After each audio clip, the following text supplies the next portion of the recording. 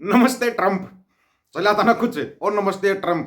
वो ट्रंप क्या बोल रहा है एक बार चलो आपको सुनवा ही देते ट्रंप ने जो बोल रहा ना उसको। अमेरिका में डोनाल्ड ट्रंप के राष्ट्रपति बनते ही करीब 18,000 भारतीयों को निकाला जा सकता है। ये सभी लोग अवैध प्रवासी हैं जिनके पास अमेरिका की नागरिकता नहीं है। साथ ही इनके पास वहाँ की नागरिकता हासिल करने के लिए सही कागज भी नहीं है। नमस्ते ट्रंप ने 18,000 की लिस्ट तैयार की है और साथ में जो इंडिया के लिए बोल रहा है वो आपको जरूर सुनना चाहिए, पता होना चाहिए आपको। सुनने में देख यह है एक गुजराती 3 महीने पहले अमेरिका गया था और उसको अरेस्ट कर लिया तो वो बोल रहा है मेरे को सब कुछ काला काला दिखाई दे रहा है, तो तेरे को पीला भी दिखाई देगा, काला काला नहीं पीला भी दिखाई देगा।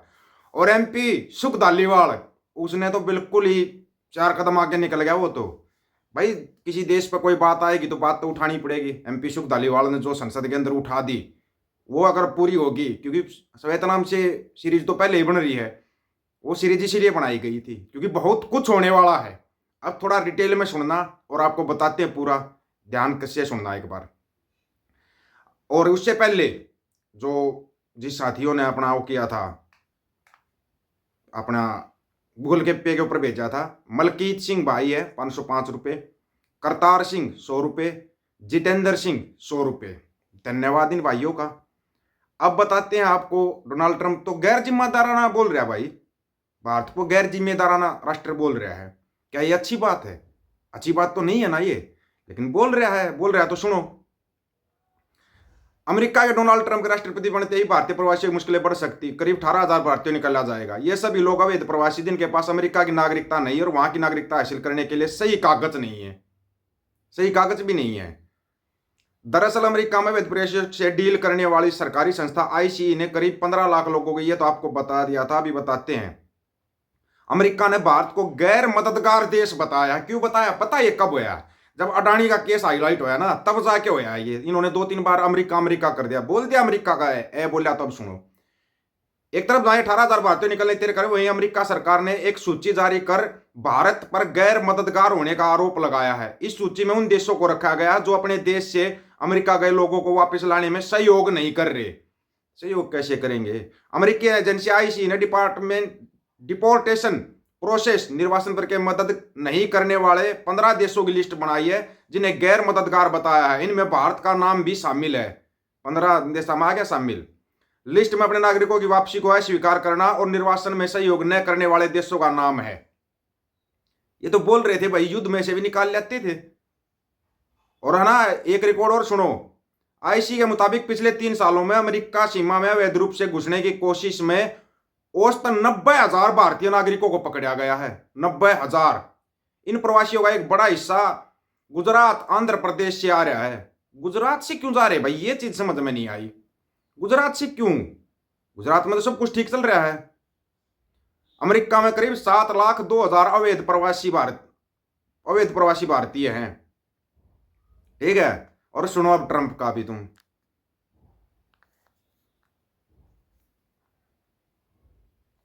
ट्रंप तो खुद ही बोल रहा है भाई अब इनको किसी को नहीं बख्शा जाएगा।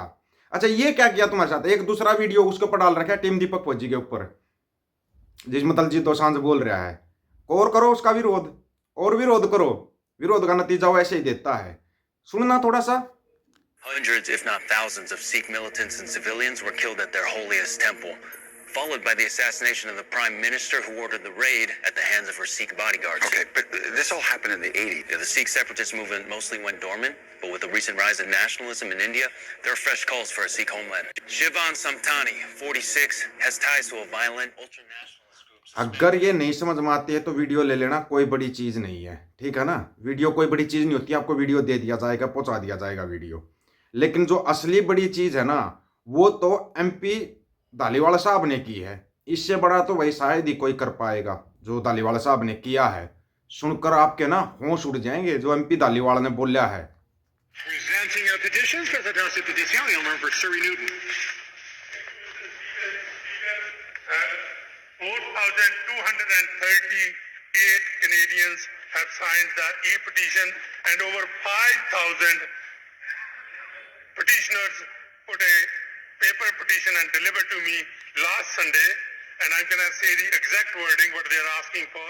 They say, whereas the Air India bombing of June 23rd, 1985, that left 331 people dead was the worst tragedy in the history of aviation terror before 9/11. The victims' families continue to wait for justice and closure. The Sikhs in Canada widely believe that this was the handiwork of a foreign intelligence to discredit their political activism and undermine their advocacy work for the human rights in India. The recent development within the Sikh community in British Columbia give credence to the perception. The Canadian government is looking into the growing foreign interference in its political affairs.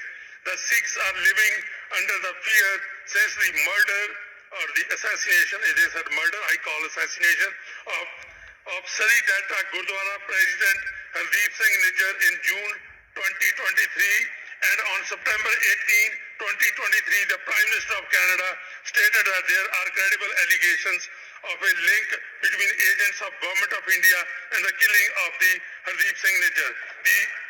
The petitioners signed, and they say the citizens and permanent residents of Canada call upon the Government of Canada to order a fresh inquiry. Okay, सुन लिया, ये अब भी होया है, कल का ही है, ये ज्यादा पुराना नहीं है, कहीं सोच रहे ज्यादा पुराना है। क्लियर कट सरेआम नाम ले रहेंगे, तुम बचोगे कहां से। और अमेरिका तो लगा दिया अमेरिका ना आरोप, गैर जिम्मेदाराना सरकार। वो अमेरिका अपने एक नागरिक के लिए दूसरे देशों से भिड़ जाता है, और ये तो 18,000 की बात है, 18,000 भारतीयों को वापस नहीं ला सकते क्या? क्यों मना कर रही है सरकार? सोच के देखना, जो ये बाहर वाले चिंटू हैं जो झंडा उठाते हैं, मोई मोई आ गया पापा, आ गया पापा। तुम्हारे पापा ने तुम्हारी लंका लगा दी, तुम कहीं जाओ कैसे जाओ, मरो जियो, इसको कोई फर्क नहीं पड़ता, बस इसकी कुर्सी शेप होनी चाहिए। आज आपको एक चीज बताते हैं जो सबसे बड़ी बात है। मुगलों के राज में हिंदू खतरे में रहा, अंग्रेजों के राज में हिंदू खतरे में रहा, कांग्रेस के राज में हिंदू खतरे में रहा, अभी तो मोदी जी का राज है, अभी भी हिंदू खतरे में है। इतना हिंदू खतरे में, लेकिन एक राज ऐसा था जिसमें हिंदू खतरे में नहीं था, और वो था महाराजा रणजीत सिंह का खालसा राज, जिसमें कभी हिंदू खतरे में नहीं रहा, कभी हिंदू खतरे में नहीं रहा उस राज के अंदर। तो फिर खालसा राज का ही नाम लेना शुरू कर दो, कम से कम ये हिंदू तो खतरे से बाहर आ जाएगा। हिंदू खतरे से बाहर एक ही शर्त पे आ सकता है, अगर खालसा राज हो तो आपकी समझ में आ जाएगा। नहीं समझ में आया ना तो उठा के देखो, पूरा इतिहास उठाओ पीछे तक का। अब तो तुम्हारा हिंदू हृदय सम्राट बैठा हुआ, तभी भी हिंदू खतरे में है। अब दिल्ली का हिंदू खतरे में आ जाएगा, जहां चुनाव होते वहीं हिंदू खतरे में, बांग्लादेश में खतरे में, नेपाल में खतरे में, भूटान में खतरे में, कनाडा में खतरे में, अमेरिका में खतरे में, ऑस्ट्रेलिया में खतरे में। ऐसा देश बताओ जहां तुम खतरे में नहीं हो। एक देश है, वो संयुक्त पंजाब, और जहां खालसा राज था, जहां पर हिंदू खतरे में नहीं था। इतिहास उठा के देखो, इतिहास कभी झूठ नहीं बोलता, इतिहास कभी झूठ नहीं बोलता। आप ये इतिहास उठा के चेक कर सकते हो।